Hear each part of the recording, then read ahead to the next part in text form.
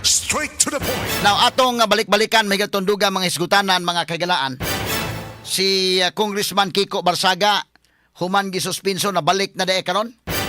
O sa iyang pagbalik, mahigala sa House of Representatives, ingon siya, balik na kuno siya dito sa iyang trabaho.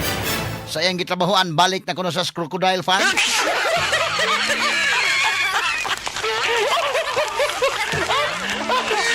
Naglihon sa di mahigala sa Congressman Miao na. Aba to iyang video dong, at paminahon sa kuno kadali dong. Nakani-kani.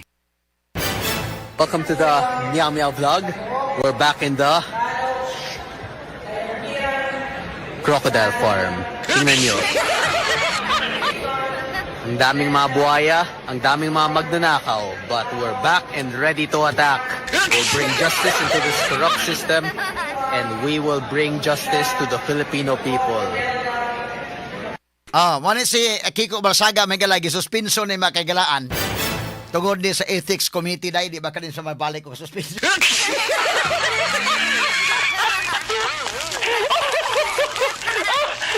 Masakpan sa iyang vlog-vlog may di ba kayo ibalik ko suspenso na sak.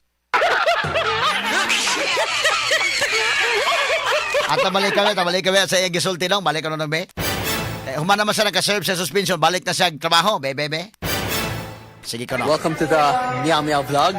We're back in the Crocodile Farm. Tingnan nyo. Ang daming mga buhaya, ang daming mga magnanakaw, but we're back and ready to attack. We'll bring justice into this corrupt system, and we will bring justice to the Filipino people. Welcome to the Meow Meow vlog. We're back in the Crocodile Farm. Tingnan nyo. Ang daming mga buhaya, ang daming mga magnanakaw, but we're back and ready to attack. We'll bring justice into this corrupt system, and we will bring justice to the Filipino people. Welcome to the... Okay, muna yung mahigala. Naarita sa itong laing hisgutanan makigalaan, kay dunay, unsa man ning surveyha, tinuod yung ka nga survey or lahi na nga survey? Ang nagpa-commission ko na ini mahigala mao si Senator Mig Subiri. Sa survey, unahon ta sa ni si Kwandong, Lene versus Lene versus Sara. No, pwede ito makita ng Lene versus Sara usa. Unya dahil sunod na ito, Lene versus Tulfo. Pulse Asia kini, no? Pulse Asia survey. Unya matod pa ni ining maong survey result. Asa man to dapit be ato sa pagtagad ha, gamay lang kayo mga kagalaan. Para ato maanalisar kini, no? Sige ko no. Okay, gamay lang. Di ala. Datay kopya diri mga kaigsunan. Ang una mahigala Duterte Sara versus Leni Robredo. Basin og kinini ang pero kini mo ni. So presidential survey ang ila mga higalang overall score ang kang Sara is 51, kang Leni 43%, no? Sa to pa kinini ang labaw na lang mahigala si Sara og 8% ni Leni. 8 ba day? 43, 44, 45, 46, 47, 48, 49, 50, 51. 8% na lang nakalabaw ni Leni ni Sara over Leni. Kini ang survey matod pa sa Pulse Asia. So kung madayon mga higalag dagan si Leni, labi pa 2028 pa, malagmit makapas pa si Leni. Pero niingon naman ko ito siya nga di na sa mudagan, so sayang ni iyang rating mahigala kung tinuod manggaling ni nga result gikan sa Pulse Asia. Ang ilang scoring makikilan sa National Capital Region, si Sara Duterte nakakuha kuno og 41%, samtang si Leni nakakuha og 42%. Sa Balance Luzon, dunay 26% si Sara, 67% si Leni. Sa laktod nga pagkaistorya sa Luzon area, pilde si Sara Duterte ni Leni sa Luzon. Straight to the point. 1% rabiya sa NCR, pero sa Balance Luzon, gitak-kitakan si Sara ni Leni. Pag-abot sa Visayas, Nakabawas po si Sara, 67% ang kang Sara sa Visayas, kang Lini 31%. Pag-abot sa Mindanao, 93% si Sara, 6% kang Lini. So sa total mga kaigalaan, 51% ang kang Sara, 43% ang kang Lini. Gamay na lang. Og ligas indekin, 8% nalay ligas, matod pa.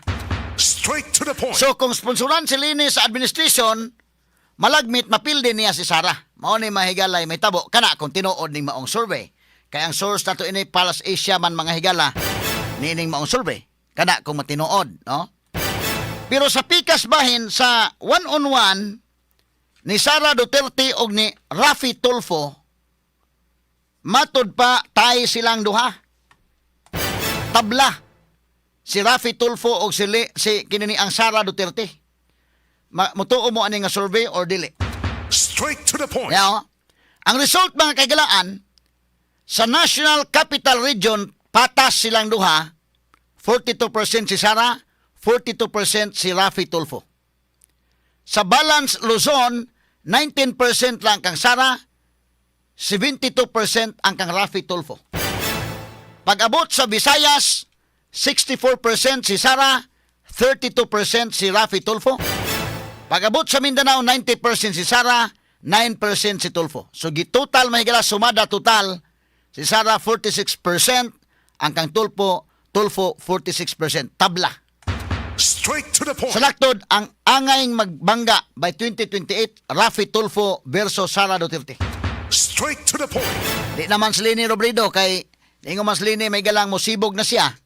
So, ang kandidato unya, by 2028, si Raffy Tulfo na versus Sara Duterte. No? Unsa man tinuod ka ning maong survey or dili?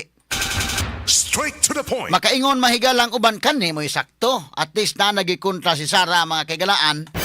Ang mga tao na lagi mo pili, no? Og tinuod ni mga kaigsunan di na minister nga ilang impeach si Sara day. Kana kung tinuod ni ha? Kung tinuod ni sulbi ha?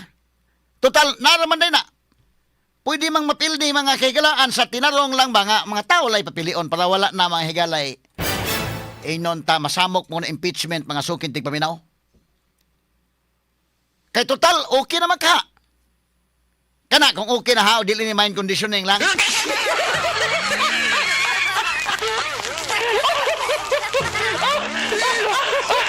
Kay mo na giingon kining maong survey gihimo ning maong survey. Ang pangutana ni ini mga higala tempaha gihimo ni maong survey. Welcome to the Meow Meow Vlog. We're Sa dong. Okay. Unsa ning pitsaha inday kin tanawa kuno day? Unsa gi kwan February 27 to March 2. Mo ning paghimo ining survey. So February 27 to March 2. Nagtay na mahigala si Raffy Tulfo og si Sara Duterte. Matod pa ini. Kana kung tinuod lagi ni. Kaya nga ito mong pangutana ba, sa kalayo mga kaigalaan sa rating, unsa may gihimo ni Tulfo nga ni ambak man na siya day? Karon panahon na. Kana doon na ba ito yun niya? Sikat yung Tulfo kay Kwan. Unsa may na Kwan niya?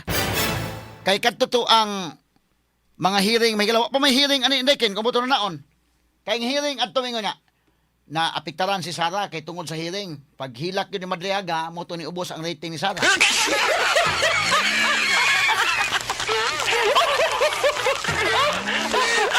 Kana ba, doon na ba yung explanation ba pununta ni Store?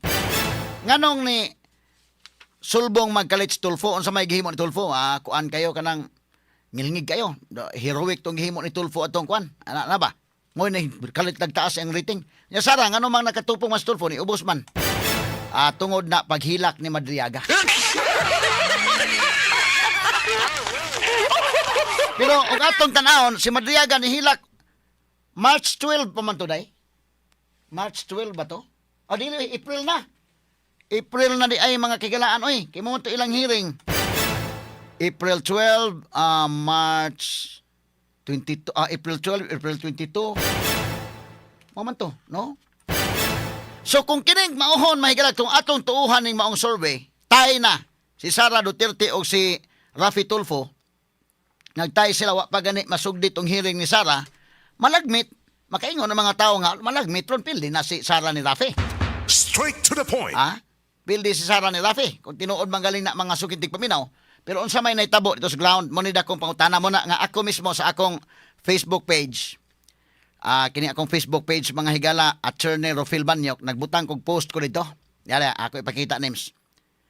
Kani. Mo ni akong gi-post mga higala para ba pag kuan ba lang, pag counter mga higala o pag confirm o unsa ba ning palas isa survey tinuod ba nagdi ba? Naghimo-himo lang sa kog akong survey. Kung election karon unya one-on-one si VP Sara Duterte ug Senator Rafi Tulfo kinsa inyong pilion pagka presidente. Nya akong gibutang ang open parenthesis, just want to know kung sakto ba ang Pulse Asia survey. Okay, so ang kini ni ako ning Facebook page ha, Attorney Rufil Fernandez Banyok, nya dunay check mark. Kompleto na, Attorney Rufil Fernandez Banyok, nya check mark. Akong balikan nung totoo na, basahon ako ng mga comments, may galang, tawanan po ng ibang comments.